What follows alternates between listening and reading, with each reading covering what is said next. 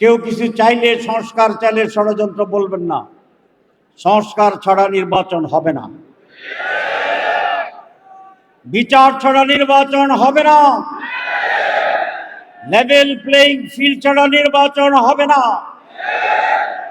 সুতরাং যারা নির্বাচন চান, আমাদের মতো আমরা যেরকম চাই, আসলে যদি চান, তাহলে সংস্কার, বিচার, লেভেল প্লেইং ফিল্ড তৈরিতে বাধা দিবেন না।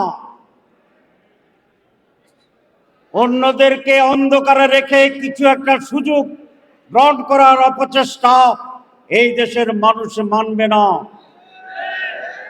5ই আগস্টে যে ঐক্য ছিল, আমরা কিছুটা দলীয় বিভাজনে সেটা নিলেও মানুষের ভিতরে অন্যায়ের বিরুদ্ধে বিদ্রোহের যে আগুন, সেটা এখনো প্রজ্বলিত আছে। এই জন্য ঠুস করার কথা বললে মানুষ গিয়ে 32 নম্বরে হাজির হয়। এখনো রাত 3টায় নির্বাচন পিছানোর কথা বললে, পরীক্ষা পিছানোর কথা বললে ঐক্যবদ্ধভাবে ছেলেরা সেই সচিবকে ধরার জন্য সচিবালয়ের গেট ভেঙে দেয়। এই জন্যে এই যে চেতনার উদ্ভব ঘটেছে, সেইটি আগামী 6 মাসে নির্বাপিত হয়ে ছাই হয়ে যাবে।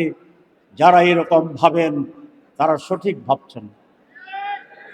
সেদিনও যদি অন্যায় হয়, দখলবাজি হয়, ভোটে সিল মারার প্রতিযোগিতা হয়, সিল মারার উৎসব যদি হয়, তাহলে আবার তরুণ বিদ্রোহী ছেলেরা, মেয়েরা, মানুষ, কৃষক, শ্রমিক, রিক্সাওয়ালা, ঠেলা গাড়িওয়ালা লুঙ্গি পরে, শাড়ি পরে, প্যান্ট পরে রাজপথে নেমে এসে আবার প্রতিরোধ পরিবর্তন ঘটাবে ইনশাআল্লাহ। আমার শেষ কথা, বাংলাদেশ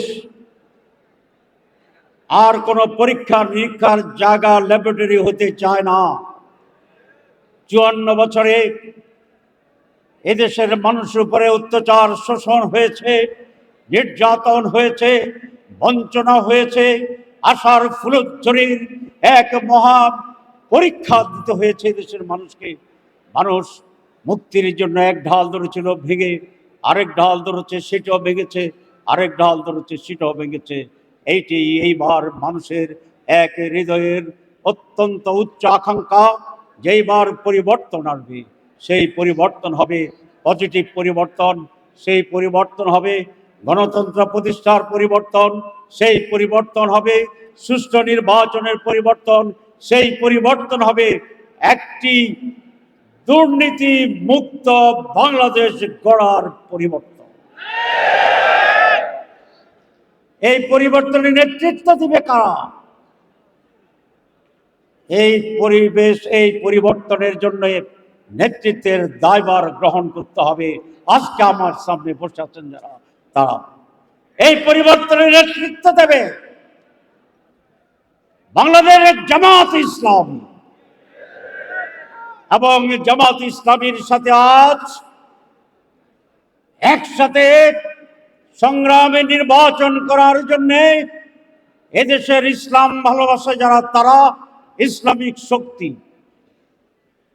গণতান্ত্রিক শক্তি, দেশপ্রেমিক শক্তি, জাতীয়তাবাদী দেশপ্রেমিক এবং যারা সন্ত্রাস মুক্ত, চাঁদাবাজ মুক্ত বাংলাদেশ চায়, সেই শক্তি, এই সকল সম্মিলিত শক্তি এক হয়ে দ্বিধাবিভক্ত এই আগামী নির্বাচন বাদে, একদিকে চাঁদাবাজ, একদিকে এক্সপ্লয়টেশন, একদিকে বিদেশের সাথে দালালি, আর একদিকে বাংলাদেশ দুর্নীতিমুক্ত বাংলাদেশ, গণতান্ত্রিক বাংলাদেশ, অধিকারের বাংলাদেশ। এই জন্য আপনাদেরকে কয়েকটি কাজ করতে হবে। এক, নিজেরা বিরাট কর্মী সম্মেলন, এটা যথেষ্ট নয়। প্রত্যেকটি মানুষের কাছে যেতে হবে। প্রত্যেকটি নারী, পুরুষ ভোটার যারা আছে, তাদের কাছে গিয়ে এই বাংলাদেশ পরিবর্তনের যে দাওয়াত, মেসেজ, আহ্বান, কর্মসূচি, তাদেরকে কনভিন্স করতে হবে। আমরা যে যে কনস্টিটিউয়েন্সিতে আসি সেখানকার মেজরিটি ভোটারকে আমাদের পক্ষে সংগঠিত করার মহান দায়িত্ব আপনাদের নিতে হবে। আপনি যে গলিতে আছেন সেই গলির একটি লোকে যেন আপনার আওতার বাইরে না থাকে। নিজেরা সময় দেবেন না। 1 ঘন্টার সময় পাবেন, একজন নতুন লোকের কাছে যাবেন। 10 মিনিট সময় পাবেন, একজন নতুন লোকের কাছে যাবেন। এইভাবে পুরা মহানগরী এবং যারা দেশের বিভিন্ন জায়গায় থেকে মহানগরীতে আছেন, আগামী নির্বাচনকে চ্যালেঞ্জ হিসেবে গ্রহণ করে আমরা বিপুল মেজরিটি মানুষের সমর্থন নিয়ে একটি আদর্শ কল্যাণ রাষ্ট্র গঠনের জন্য, একটি ঐক্যবদ্ধ দেশ গড়ার জন্য আমরা সেভাবে নির্বাচনকে আমাদের পক্ষে আনার চেষ্টা করব ইনশাআল্লাহ। আল্লাহ আমাদের তৌফিক দান করুন।